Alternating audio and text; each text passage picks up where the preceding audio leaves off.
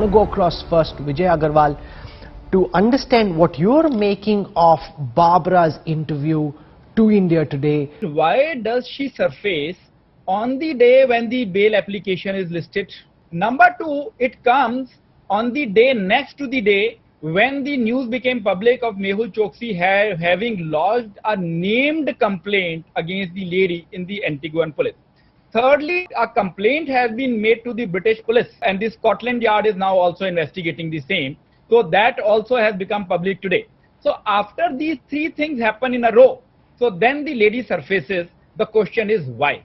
Barbara's point is that the place where Mr. Choksi was allegedly abducted from is a public place, and a broad daylight kidnapping could not have happened without the knowledge of the policemen or the local crowd. So why is it that there is absolutely no eyewitness? Her point is that he last saw Mr. Mehul Choksi at around 12 noon on May 23rd. The family alleges that Mr. Mehul Choksi was last seen at Barbara's residence at around 5:15 p.m. So there is a almost 5 hour time gap between what Mr. Choksi's lawyers have been saying or family have been saying and what Barbara has to say. So where is this Barbara lady right now? We believe that she is in Europe. In the month of April, the same duo, they tried to enter Dominica and they were disallowed from entering Dominica. And there's a very clear email which was sent out to all islands in the Caribbean that these two are suspected of human trafficking.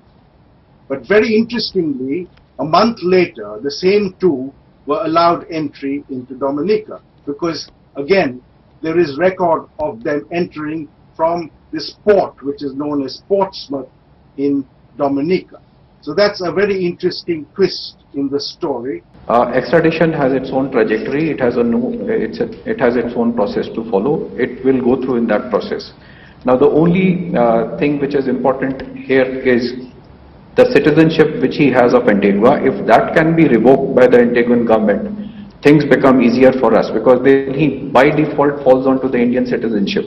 So that's one. The second thing is he is currently in Dominica, and he is being charged with illegal entry. Now, whether that entry was legal or illegal, whether he was abducted or not, that's a matter for them to prove. I think Government of India should make an extradition request to the Dominican people also, so that we don't waste time. I know that you contacted me last week desperate for amphotericin, and I could not help you. I tried through government, they were struggling. You tell us your experience first, Tarun. We tried everything that we could, but we were not able to source the injections because the government was just not being able to provide the injections to the hospital. So it's been, I think, since the requirement came, it's been about 10 days, but till date, we don't have the injections. May 13 से हमको injection नहीं मिल रहे थे और doctors लोग भी बहुत try कर रहे थे इंजेक्शन के लिए. अराउंड 15 डेज तक कोई भी या इंजेक्शन या फिर पिल्स कुछ भी नहीं मिल रहे थे. हमारी रिक्वायरमेंट अराउंड डॉक्टर ने जो प्रिस्क्रिप्शन दिया था वो 50 इंजेक्शन का था, 50. और अभी जस्ट 2-3 दिन पहले हमको 17 इंजेक्शन प्रोवाइड किए गवर्नमेंट ने और 2 पेशेंट के बीच में हम लोग शेयर कर रहे हैं.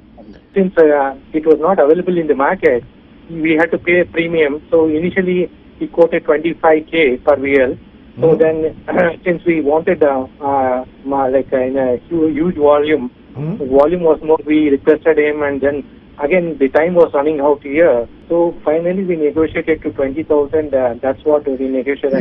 You paid, Ravi, 20,000 for a VL that was costing, as per MRP, around 7,000.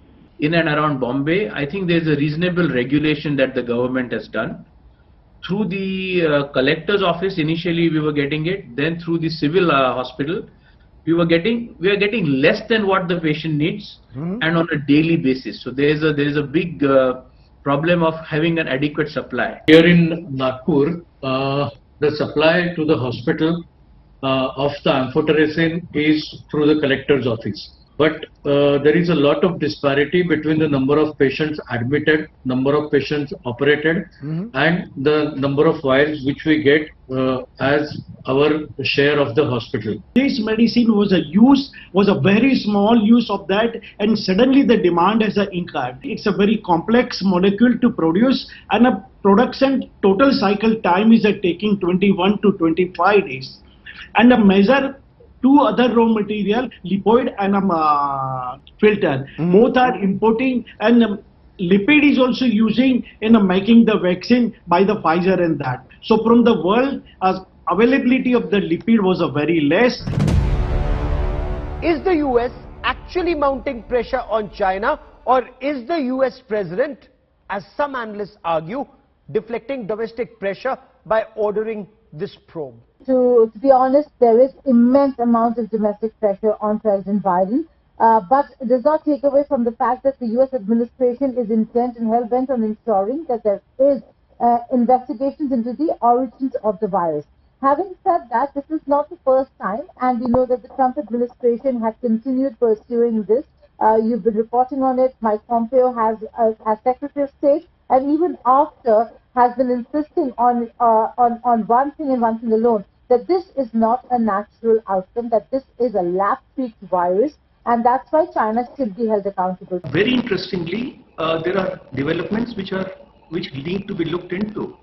The report found its way to the State Department in October 2020, for 5 months, when Mr. Pompeo was the Secretary of State and former CIA Director. Yes.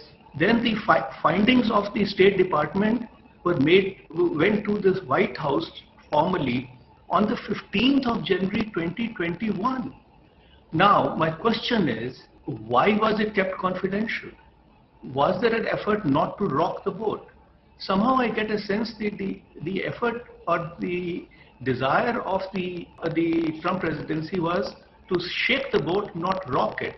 Okay. If this is so time sensitive, that this should have been made public immediately.